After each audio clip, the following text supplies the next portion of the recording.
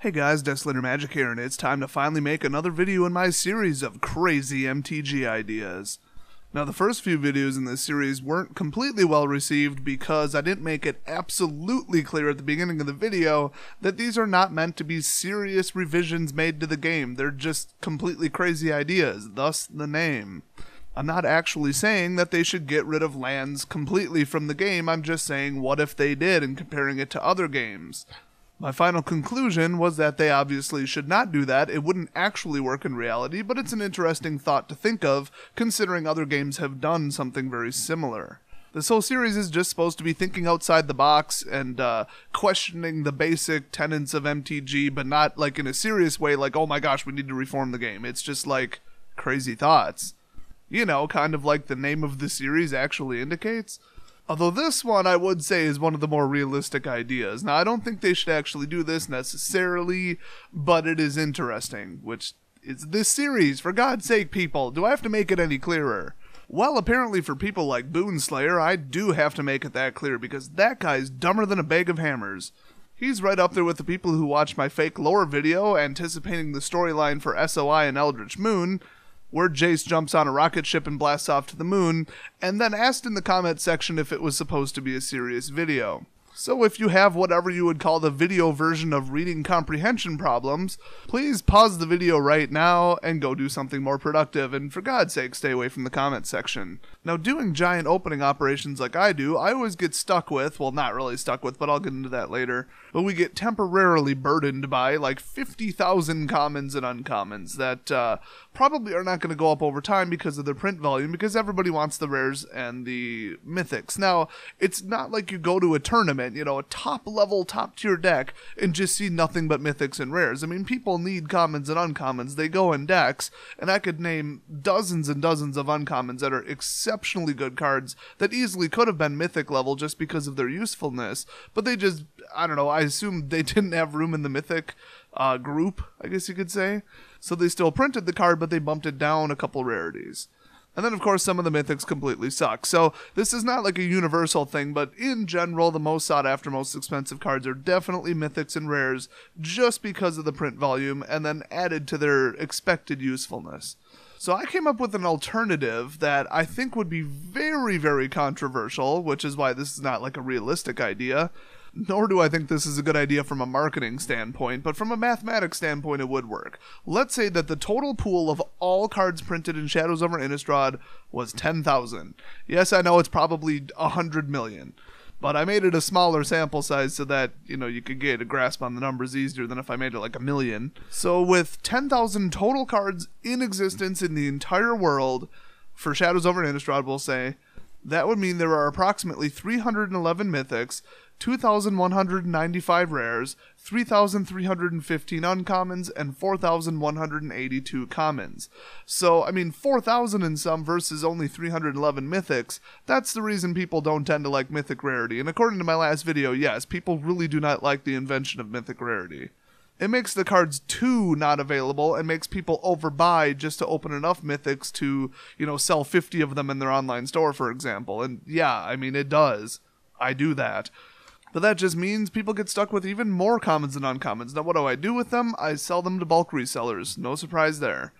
Now, we do get a very bad price for them, but it's better than, like, paying to store them and climate control them and, you know, paying for the square footage, because that's just losing money, and they're just not going to go up. I mean, there was, like, one common that just hit $7, so if you were holding every common ever and 1,000 copies of it, yeah, you just got rich, but you know, that's not my business. I don't usually just hold on to hordes of sorted copies of every card ever just in case one goes nuts for a couple weeks. But other people do that, so yes, they definitely buy up the cards, but a lot of them end up in resealed packs. So either people buy them for, I would say, drafting, I guess. I know a lot of people in my other video where I opened that $1 pack from the dollar store that was guaranteed not to have any expensive cards in it, and people said, hey, we draft with those all the time because, you know, drafting isn't about, oh, I'm building a superpowered deck with 4 of every mythic in it. You know, it's like everybody has a level playing field, let's just make this cost as little as possible. So a lot of people on eBay and some, you know, big sellers that sell to, we'll say, like the Dollar Tree, for example, they make plenty of money reselling resealed packs. So they take a whole bunch of my cards that were sold as bulk, repackage them, and then people buy them for $1 and draft them. It's a fantastic way to get non-competitive casual players cards for a lot cheaper. So it's definitely a good market, and that's where almost all of the cards end up. That, or, like I said, investors will sit on them all hoping that they go up because, you know, you're paying, we'll say, $5 per thousand tops, probably less if you buy like 100,000 at a time, and then just storing them. So if one card hits $6 or $7, you just go find them all and sell them, and you're good. You've more than paid for your investment plus the storage costs.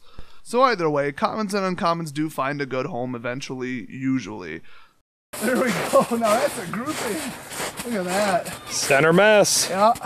Well, there, and there. There's some pretty good bulging. I mean, it just went right through the paper. I did not see that coming. Okay, not always. Some people do stupid stuff with them, but usually they do end up in the hands of people that want them. So the secondary market is great for that. I think it's great. It helps out people, and it just lets people play for cheaper than buying boosters for retail, basically. Very, very few of them are recycled or destroyed outright because people know that there is a slight value to them and somebody somewhere wants them. But of course I thought of an interesting alteration and then did the math to see if it would actually work, and the results were very surprising. First we have to run the initial math for a pretend print run, just some set that I made up. Let's just call it Shadows over Innistrad for simplicity, because then it'll make sense. Now let's say it has a grand total of 10,000 cards printed in it, so that is the total number of cumulative cards printed in the entire set, like that physically exist. Then logically, 3.11% of them would be mythic, 21.95% are rare, etc. Let's just say that the set has 249 cards in it, obviously because I'm too lazy to make another spreadsheet, so I'm recycling the numbers from Eternal Masters. That would mean that there are 15 mythics, 53 rares, 80 uncommons, and 101 commons. So when you multiply it out, that means that if there are 10,000 total printed, there are approximately 21 mythics printed, or every individual mythic, I should say. So every one card that is a mythic, like we'll just say it's like a red dragon or something, there are 21 copies of that one red dragon that's a mythic card. And here's something you might not have known. All the other numbers are 41 when you round. So like there are 53 rares, and they're 21.95% of the set, and then there's 101 commons, and they're 41.82% of the set. So you do the math, and both of them turn out to be 41. So why does Wizards make exactly 53 rares and exactly 80 uncommons and exactly 101 commons in a set this size? Simple, because then they can print exactly 41 of every individual card. Now those two numbers are extremely important. Remember, 21 is the number of mythics and 41 is the number of rares. Those are very important numbers for later in the video. Now the magic rule is if you want to make a change to a set, or make a change to how boosters are printed, make a change to basically anything in all of Magic the Gathering, it better not crash the price of singles, because the price of singles adds up to the price of a box, and if people are pulling $25 worth of cards out of a $100 booster box, you've got a problem. And then your company goes bankrupt. Now, I'm going to take a wild guess. You probably already figured out what the point of this video is. How do you print less commons and uncommons while still maintaining the price, the rarity, the supply, the demand curve, everything for rares and mythics? So, I don't want 50,000 bulk cards after every single set. Simple. Take a $100 booster box and reduce it to only have 7 boosters in it instead of 36. Problem solved. Except now we have 5 times less mythics and rares, and they would hit $300 a piece. Okay, so instead we'll just reduce the number of commons in the pack. Well, if you reduce the number of commons from 11 down to 3, now they are literally the exact same rarity as uncommons. Except that there's 101 actual individual commons and 80 uncommons, so now you've actually made commons less common than uncommons. That doesn't work. Okay, so print 1 rare slot, 2 uncommon slots, and 3 common slots. I'll save you the time on that proposal. The math doesn't add up. It still doesn't work. It's close, but it's not quite there. So I thought of 2 alterations that they could make that I think would be very interesting. The first step is to completely get rid of rarity. Now, obviously, the second change that they would make is to get rid of the rarity slots in the booster. So you would have exactly the same chance of pulling any card. So every individual card has about a 4% chance of being the card you want because it's 1 divided by 249. So just take the sheet of 249, mix them all up, and then throw them in a booster randomly. Now, unfortunately, that obviously doesn't work. With those numbers, you would still be printing far, far, far too many cards that were formerly mythic or rare, because every single card is printed at 4%, and there's still 15 per booster. So take a guess where I'm going with this. They actually make a third alteration and reduce the number of cards in a booster pack. The question is, how low would they have to reduce it so that theoretically prices would stay the same? Well, there is one assumption that we have to make before proceeding. If 10,000 total cards are sold, as I said in my example, that means that at 15 cards per booster pack, there's 667 boosters sold. Now, the price of the boosters isn't changing, so let's just assume that whatever change we make, the appropriate amount of boosters to create, because the number that people demand total, is still 667. Now, at the old booster amount, of course, I calculated it, like I mentioned before, at 21 mythics to go around, individual mythic cards, and 41 of every individual rare to go around. So that represents the total amount for sale in the entire world, and that's the good amount to maintain the current price. If the mythics drop from 21 to like 5, they'd probably hit $100 a piece. And if there was 100 of them to go around, they might hit like $5 a piece. Probably even lower. They could even be $1 a piece. I mean, if you flood the market with way more than there is supposed to be, that's just what's going to happen. So that means that we have to stay around those numbers for the cards that are deemed good and sellable. Now, which cards are deemed rare or sellable? Well, technically it's 14% of the set, which, I calculated that separately, but I won't go into that. Most of them are the mythics or rares, but I did throw in a handful of the commons and uncommons because, people need those too. But on average, it seems to me that about 14% of the set is heavily sought after cards that have a far above average value. They don't really hit that baseline 49-cent rare price that you see for, most of the cards over time. Well, the commons do, but this would actually solve that, wouldn't it? So let's also assume that Wizards keeps on printing 14% of the cards in the set, which is about 35 out of the 249 card set. So 35 cards, really, really, really good, strong, solid cards that everybody wants. So far, nothing is changing. The demand is the same, the price is the same, the number of boosters is the same, the number of good cards is the same. All we're doing is eliminating rarity and then trying to figure out, at the new printing levels, how many cards should go into a booster pack. Well, let's just pick the number 5 as an example. They now put 5 cards in a booster pack. That means that since they're still selling 667 booster packs because people are buying the same number of boxes and spending the same amount of money that they normally would, that would result in 3,335 total cards instead of 10,000, so quite a bit less. But it would be 13.39 copies of every single card individually. Now, with the old system, Mythics were at 21, so if every single card is more rare than Mythics currently are right now, that's not good. You can't do that, so we have to go higher. So I made a table of 1 through 16, just because, and it turns out that the correct answer is actually 8. It's actually somewhere between 7 or 8, but I just picked 8 because it was closer. That results in 21.43 copies of every single card being printed. Now, if you're looking at those numbers and saying, hey, that can't be, there's no way that that's right, you're printing way, way, way more of cards that used to be mythics. I mean, you're going from practically nothing up to like 4% of the set. The adjustment comes with the fact that if you only printed 8 per booster and you still sold the same number of boosters, you'd only be printing 5,336 cards total. So yes, it's a higher ratio of cards that were formerly mythic to cards that are common, but there's half the total number of cards to go around, so it evens out. So with 21 copies of Archangel Avacyn to go around, well, there you go. It's the same price that it would normally be because it's the same supply. Unfortunately, what we just did is take all the rares that there was 41 of and made them also occur at 21. That's why Mythic Rarity is so screwed up, people. If you take a really expensive rare like Thing in the Ice and make it just as prevalent as the average Mythic, you've got a problem.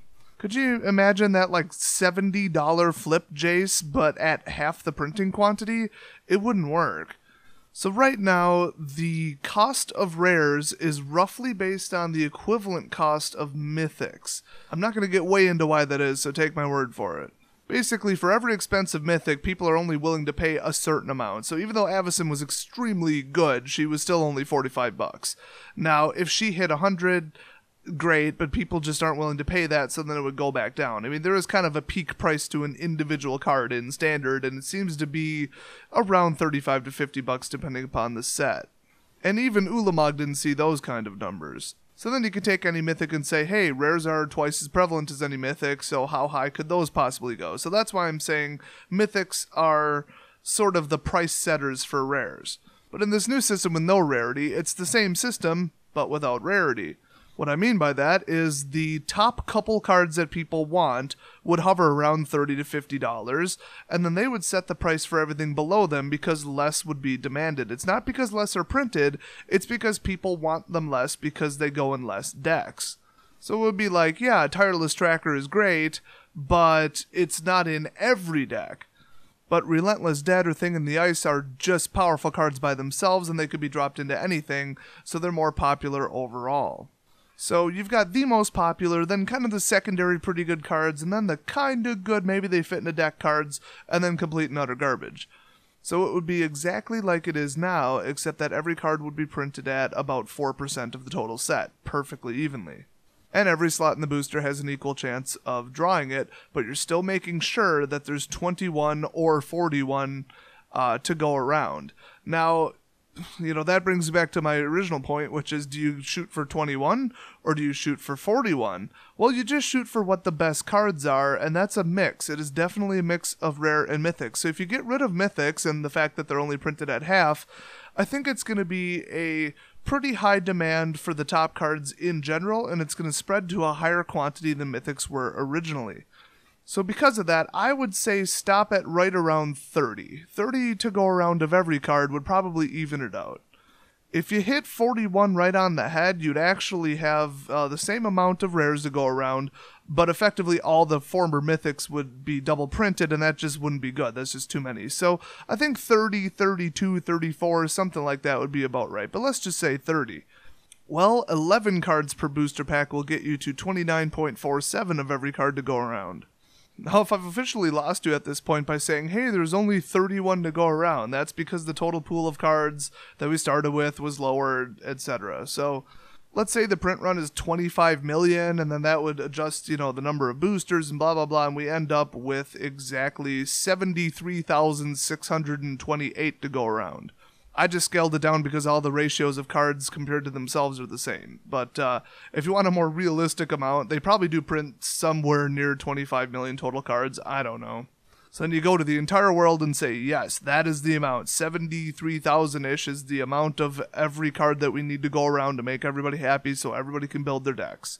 Anyway, you scale it back down to 10,000 and you get, 29.47 like I said. So right around 30 flat. It's just an arbitrary number.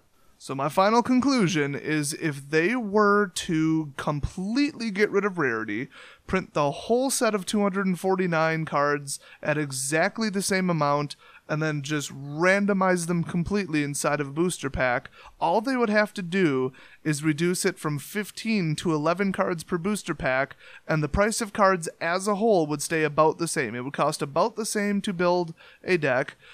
The estimated value, or effective value, whatever they call it, of a booster box would stay about the same. The number of good cards would stay about the same. They just wouldn't be marked as such. And you would end up with a lot less cards that aren't good. Like for Shadows over Innistrad, we pulled, 20, 22, something like that of every mythic pretty much. And then 150 pounds of commons and uncommons. I don't know how many of each individual card, but too damn many. With this new proposed change, if the total pool was 10,000, of course, I gotta go back to that because that's always the base, you would pull about 30 of every card that was a mythic, you'd pull about 30 of every common, about 30 of every uncommon, which they wouldn't be marked as such, like I said, but we're talking, cards that are just deemed not good. If you were to assume that basically all commons and uncommons are not good, which isn't true, but in general, if it is true, then you would only be stuck with 30 copies of every one of those cards as well, because you're pulling exactly the same number of every card. And it's just as simple as that. It solves the problem. Nobody has to hold on to just hundreds of thousands of cards that aren't currently really popular. So it's definitely an interesting solution, and as far as I can tell, my math is correct on it. If you don't look at the specific numbers and you just look at the overall strategy of what I did, it makes perfect sense. Take the prevalence of mythics, the prevalence of commons, and flatten them all out by getting rid of rarity. Then reduce the overall print run itself by 26.6%, and you've officially compensated for what normally would be overprinting of mythics. And the way you reduce the print run is by putting only 11 cards in boosters. So there's no more mountains of commons and uncommons, and everybody's happy, all the prices are the same, and nothing really changes except people are happier. Now, yes, there are some side effects. You would definitely damage Modern, because if all of a sudden, like, Remand got popular, there's only the same amount to go around as what was formerly a Mythic. So everything would be really, really low. There'd be no, like, free lunch cards, except based on demand. If there's 30 of every card and nobody wants a card, they're going to pile up. People are going to have them in stock. Now, if there's 30 of a really good card and that gets sold out really quickly, as if it was formerly a Mythic, then there's less to go around, but in reality, there's the same actual amount to go around. It's just demand that's creating the inventory. Or lack of it, I should say. Now, this is the one thing I like about this scenario, which is trade between people would be really, really, really a lot better. I am famous at the local gaming stores that I go to for having the most useless trade binder full of like 1,000 cards, none of which anybody wants. If I take every card above $4 and sell it on eBay, I'm left with full pages. Like, we're talking binder pages of the same rare. Like, you flip a page, there's 9 more rares. Flip a page, 9 more rares. Just the whole binder is all rares that are under $4 and thus pretty much nobody wants. Well, at least if they're building a net deck, nobody wants them, so I don't have, that much trouble finding trades, but people look through the whole thing and they're like, wow, you don't have a single Avacyn or Gitrog monster. I'm like, no, I sold it on eBay. But if you take commons, uncommons, and junk rares, and then, obviously, like I said, strip off the rarities, so you can't really call them that anymore. So we'll just call them slightly subpar but still good cards. People would still want them, and there would be so few to go around that they would have to trade for them. Either that or open a ton of boosters. That's right, people from Wizards that I'm sure watch my channel. People would open more boosters because it's no longer a given that you would get 4 of every single card by ordering 2 boxes. It's actually a little bit more than 2 boxes, but you get my meaning. If you open about 400 commons, you get 4 of every common on average. Now, if you want 4 of every card and they're all printed at a ratio of 4%, now we've got an issue. There's no gimme cards, so you're going to have to go to your friends and say, hey, do you have a cancel? I didn't pull 4 cancels and I need a cancel in my deck. There's a pretty big difference between cancel and the Gitrog monster, like power-wise, but you might still have to get some from your friends in trade. So it would actually make trade more productive, less useless, and it would make people who only bought like 6 boosters instead of 6 boxes feel a lot better because they could participate in trades because people might actually legitimately need their cards. They're not $30 cards that they need, but they're so short on them because they're all printed at the same amount that they need them. Not everybody enjoys trading, but I do like trading myself, and when you look through everybody's binder and don't find any of the cards you need and they don't find any of the cards they need, it's kind of a waste of time and kind of pointless, and I think this would kind of fix that too. So if you're still with me after the most math-heavy, unbelievably, theoretical journey down the mathematical rabbit hole, let me know what you think of this proposed idea. I was going to make this basically a 5-minute video where I just throw it out there. Hey, what if we do this, reduce this to 11, just trust me, the math works. You guys would not trust me, and I'd end up posting the entire description of all the math I did in the comment section, which is why I explained it all in real time in the video. So if you're wondering why this video took so long, it's because of all the nitpickers. But if somebody made an outrageous claim, like, hey, they need to get rid of rarity and reduce it to 11, and trust me, the math works out, I would call them out on it and demand that they explain it as well. But what do you guys think? Should they actually implement this? It's obviously theoretical. I think it would blow people's minds. It would be a big step back towards like alpha. Overall, stylistically, it would be such a drastic change. People hate change. I don't think they should really do this. But if they did, a lot of good would come out of it. So it's interesting to think about. That's just my crazy thought for the day. And let me know what you think down in the comment section. If this totally blew your mind and you're looking at things in a horribly new way, make sure you hit that like button and subscribe for more crazy MTG videos. And of course, we cover a million different topics on this channel. I always get people asking me, hey, what's yours about? Do you post decks like Wedge does, or do you Do you mostly talk about news, recent events, and finance like MTG Lion? And I'm like, no, I make bulletproof vests out of cards and then shoot them and blow cards up in the microwave. And do deck techs and news and tournament coverage, and I've got an upcoming series on how to catch cheaters. That'll be fun. I basically cover everything on this channel, so definitely hit that subscribe button if you're into MTG in general, and I guarantee you'll find a video you like eventually. And I'll see you guys next video.